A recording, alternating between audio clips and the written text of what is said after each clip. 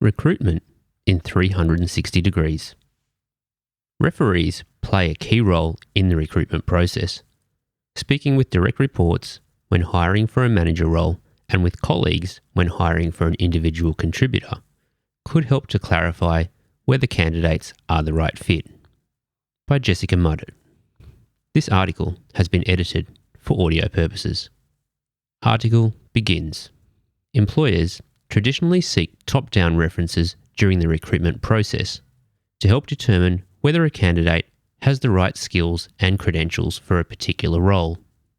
It also makes good business sense to speak with someone who has directly reported to the candidate when filling a management position, says Geoff Balmer, founding director of Richard Lloyd Accounting Recruitment in Sydney.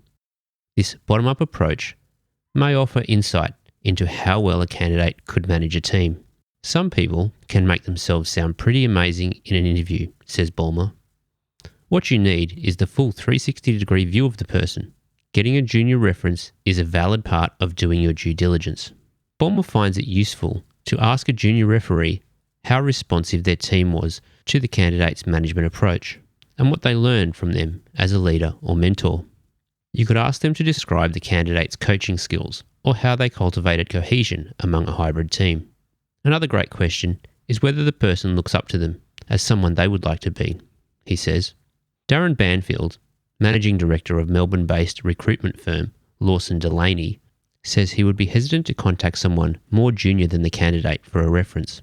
We like to get a reference check from someone who is working at a more senior or similar level. We haven't ventured into the realms of speaking to a junior reporting up to that person. I'm not sure whether I would be comfortable doing that, he says. For Banfield, it would be a red flag if a candidate was able to provide a peer reference, but not a reference from a more senior colleague or supervisor. Only extraneous circumstances could justify this, such as an accountant who has only ever worked at their current firm. The advantage of speaking to someone more senior is they have acquired a degree of professional maturity, which enables them to identify where someone's at in their journey. They can tell you how you can best support them on that journey, as well as the things that they really excel at, and where they would encourage you to provide extra training, Banfield explains. Obtaining reference checks is an incredibly important part of the recruitment process, but there can be complicating factors associated with senior referees too, says Banfield. If a CPA has been working in a sole practitioner's business for 5 to 10 years and they leave, the partner may feel disappointed by the fact that they're leaving, he says. For that reason, they don't want to be forthcoming. It is important to remove the emotion when speaking to a referee and to have a practical conversation. His advice is to focus on details. Inquire about charge-out rates, utilisation, and broader business details. If the candidate is working as a lead, ask about their work capacity and the write-offs that they are experiencing individually and as a team. We bring as much technical conversation to the table as we can. That puts the referee in a comfortable spot. They're talking to what they know, says Banfield. From there, broach the bigger questions around why the person is leaving.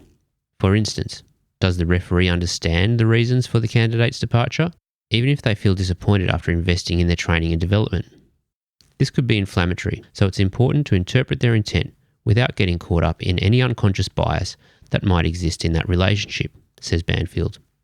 One of the things Balmer pays particular attention to is the length of a referee's replies.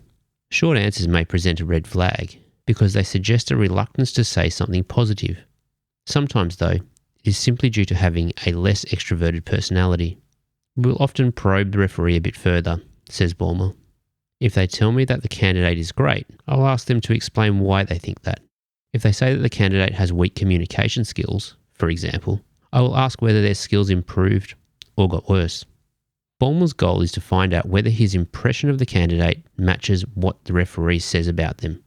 Inconsistency in a candidate can be disastrous. A person can have an impressive LinkedIn profile, but a reference remains an invaluable tool for finding out a person's true character, says Balmer. Referees are also helpful for determining whether a candidate is likely to be a good fit culturally. In management positions, it can be more important than experience and technical skills. I believe that you can't train someone to become the right cultural fit for an organisation, says Banfield. Values and behaviours need to align, and for me, the cultural part is paramount. you can train the technical side of things, providing someone's got the right mindset to learn and develop.